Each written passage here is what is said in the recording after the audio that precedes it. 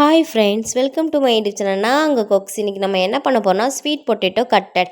அதுக்கு கொஞ்சமாக bread crumbs ready பண்ணிக்கலாம். பிரெட் க்ரம்ஸ் ரெடி பண்ணதுக்கப்புறம் ஒரு பாத்திரத்தில் கொஞ்சமாக ஸ்வீட் பொட்டேட்டோ, வெங்காயம், பச்சை மிளகாய் அதை லைட்டாக பிசையணும். லைட்டாக பிசைஞ்சதுக்கப்புறம் அதோட பிரெட் க்ரம்ஸும் புதினாவும் சேர்க்கணும். புதினாவும் சேர்த்ததுக்கப்புறம் மசாலா ஐட்டங்களான வத்தப்பொடி, சிக்கன் மசாலா, கரம் மசாலா, அது கூட கொஞ்சமாக உப்பு சேர்த்து நல்லா பிசையணும்.